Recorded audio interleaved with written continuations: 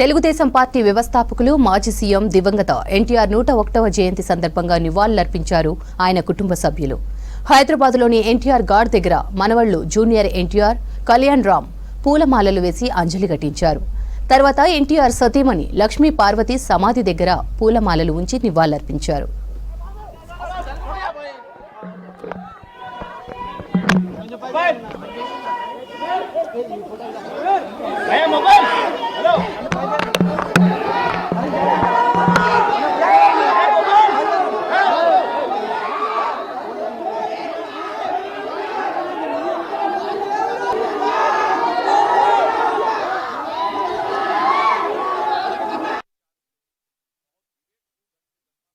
ఎన్టీఆర్ గారి 101వ జన్మదినోత్సవ సందర్భంగా ఈరోజు ఘాట్కి రావటం జరిగింది.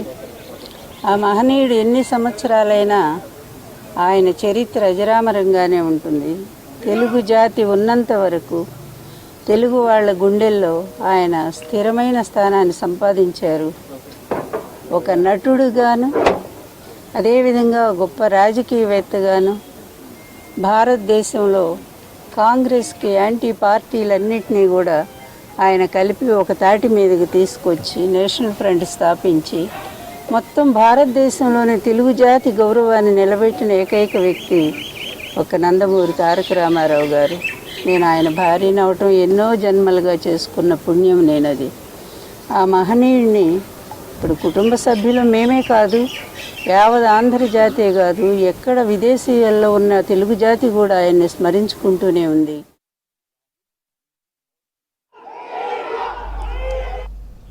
ఎన్టీఆర్ వ్యక్తి కాదు, మహాశక్తి అన్నారు ఆయన కుమారుడు ఎమ్మెల్యే నందమూరి బాలకృష్ణ. ఎన్టీఆర్ 101వ జయంతి సందర్భంగా హైదరాబాద్లోని ఎన్టీఆర్ ఘాట్ వద్ద పూలమాలలు వేసి ఘనంగా నివాళులర్పించారు బాలకృష్ణ. తారక రామారావు తమ కుటుంబానికే కాదు ప్రతి ఒక్కరికి ఆరాధ్యుడని తెలిపారు. అభినవ భగీరథుడంటూ చెప్పుకొచ్చారు.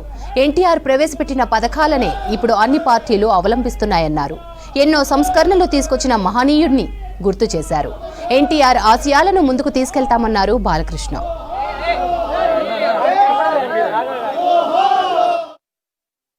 ఇవాళ విశ్వఖ్యాత నట సార్వభౌమ నటరత్న పద్మశ్రీ డాక్టర్ నందమూరి తారక రామారావు గారు తెలుగుదేశం పార్టీ వ్యవస్థాపకులు. ఆయన 101వ ఈ జయంతిని పురస్కరించుకుని మరి ఇక్కడ అందరూ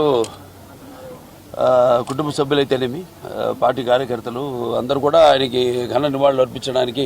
ఎన్టీఆర్ ఒక శక్తి. ఆయన ఎన్నో సందర్భాల్లో చెప్పడం జరిగింది. ఎన్టీఆర్ అంటే కేవలం నందమూరి తారక రామారావు గారు మాత్రమే కాదు, ఎన్నంటే నటనాలయం, ఆయన ఇల్లు ఒక నటనాలయం, అందులో ఆయన ఒక నటరాజు నటసింహుడు.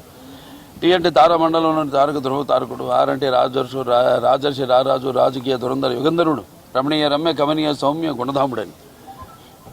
అలాగే ఆయన మొదటి నుంచి కూడా చూస్తే ఆయన ఈ జీవిత ప్రస్థానం ఒక మామూలు రైతు కుటుంబంలో పుట్టి, అలాగే ఎన్ని ముందు అవకాశం వచ్చాను కూడా కాదు అని ముందు చదువుకే ప్రాధాన్యత ఇచ్చి ఆయన చదువు పూర్తి చేసుకున్నాక మరి చలనచిత్ర ప్రవేశంలోకి అడుగుపెట్టడం జరిగింది.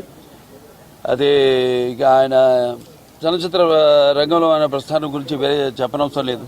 ఎన్టీఆర్ అంటే ఒక నటనకు నిర్వచనం, ఎన్టీఆర్ అంటే ఒక నవరసాలకు ఒక అలంకారం, ఎన్టీఆర్ అంటే నటనకు ఒక విశ్వవిద్యాలయం. తర్వాత ఆయన ఈ రాజకీయ రంగ చలనచిత్ర పరిశ్రమలో మకుటలేని మహారాజుగా ఉన్నప్పుడే ఆయన ఈ చలనచిత్ర పరిశ్రమ నుంచి నిష్క్రమించి ఇటు రాజకీయ రంగ ప్రస్థానం చేయడం జరిగింది.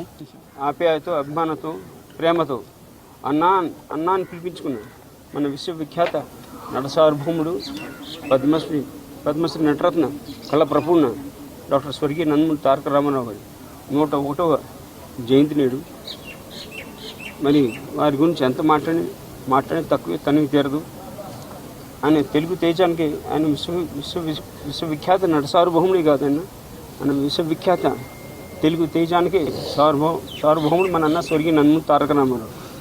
వాడు చలనచిత్ర సీమను ఉండగా ఒక నటుడిగా ఎన్నో చరిత్రాత్మక చిత్రాలు చేశాడు. ఆయన ఎన్నో విభిన్నమైన పాత్రలు పోషించాడు. ఎవరు తెలియని విషయం ఏంటంటే 41 నిజ జీవిత పాత్ర పోషించాడు ఆయన. మళ్ళీ రిపీట్ చేస్తే 41 ఎవరు ప్రపంచంలో ఎవరు చేయనని 41 నిజ జీవిత పాత్ర పోషించిన ఏకైక నటుడు మన స్వర్గీయ నందమూరి తారక రామారావు. తెలుగువారి ఘనతను ప్రపంచానికి చాటి చెప్పిన మహానేత ఎన్టీఆర్ అని చెప్పారు ఆయన కూతురు BJP AP chief Daggubati Purandeswari. NTR 101వ జయంతి సందర్భంగా ఆయన ఘాట్ వద్ద కుటుంబ సభ్యులతో కలిసి ఆమె నివాళులర్పించారు.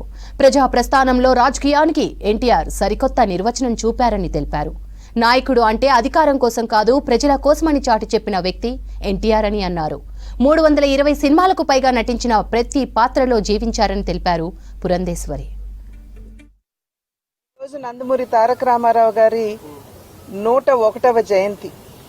వారికి ఘన నివాళులు అర్పిస్తూ నందమూరి తారక రామారావు గారు ఒక పేరు, ఒక వ్యక్తి కాదు. వారు ఒక సంచలనం అని చెప్పి మనందరికీ తెలుసు. ఏ రంగంలో కాలు పెట్టినా కూడా ప్రపంచనాన్ని సృష్టించినటువంటి మహనీయులు వారు.